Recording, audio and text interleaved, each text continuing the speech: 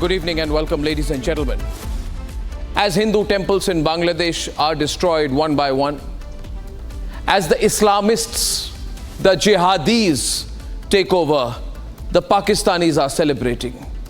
This is what Pakistan wanted. The Jamaat-e-Islami, the hardline pro-jihadi group, has been financed by the ISI for years, we all know it. And now it's payback time for the Jamaat-e-Islami. The Bangladeshis have not realized it yet, but the Pakistanis have taken over their country. And they have taken over the country by funding the Jamaat-e-Islami. This is no students' revolution, this is no protest that the American agents like Muhammad Yunus claim it is. Muhammad Yunus, are you out of your mind? Or are you owing everything you have only to George Soros and the Americans? This is no revolution. It is an America-sponsored military coup to put radical Islamists in place. Ironically, this is the same Jamaat-e-Islami, viewers, that was against the creation of Bangladesh. They didn't want Bangladesh to exist.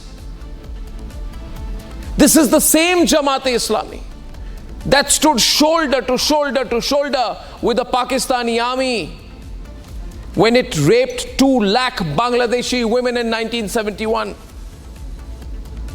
This is the same Jamaat-e-Islami that helped the Pakistani army kill 3 million Bangladeshi men, women and children. This is no students' agitation at all. Far from it. Bound by their hatred towards the Hindu community, the ISI and the Jamaat-e-Islami have conspired with the Americans to overthrow a democratically elected government in Bangladesh. The short-sighted and selfish Tukde gang in India that is celebrating the events in Dhaka should be ashamed of themselves. They should read history and understand, however illiterate they are, that yesterday's events in Dhaka are the undoing of the sacrifice of the Indian soldiers and the Mukti Bahini to liberate Bangladesh in 1971. As for the Americans, the conspiring Americans, they have achieved exactly what they wanted in 1971.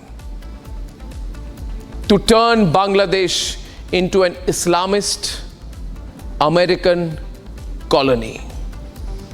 That is the reality, ladies and gentlemen.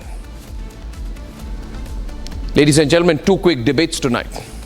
First, the Pak-America nexus, we're going to talk about it. Mask is off. This is a Pak-American nexus that has taken over the situation in Bangladesh. Debate number 2 this evening. Why it's very, very necessary. We told you last night, I told you last night how the Tukde gang is at play in the turmoil in Bangladesh. It is now time for political parties in India to come clean on their foreign connections. That's debate number 2. And here are the headlines this Tuesday evening on the Debate Tonight.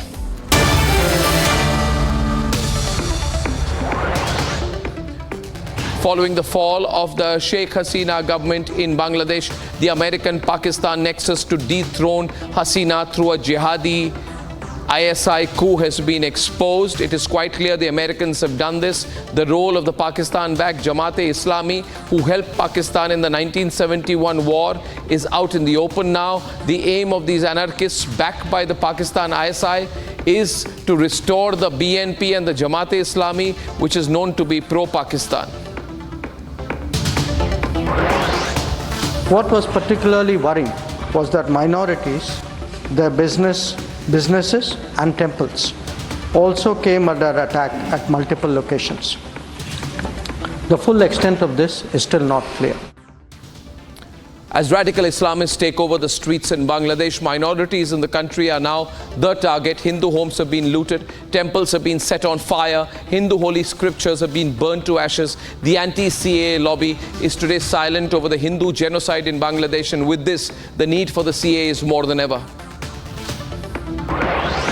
A day after the military coup, there is a big rejig in Bangladesh's army. They have announced a significant shakeup. In the top ranks, Major General Ziaul Ehsan relieved from service. 6 top-ranking generals have also been given new assignments. Video. Bangladeshi President Mohammad Shahabuddin dissolves the parliament elected on the 7th of January this year. Meanwhile, the Dhaka court grants bail to 1,000 BNP Jamaat leaders and activists. Former Bangladeshi Prime Minister and key opposition leader Khaleda Zia is also released from jail a day after Sheikh Hasina fled the country amidst mass protests.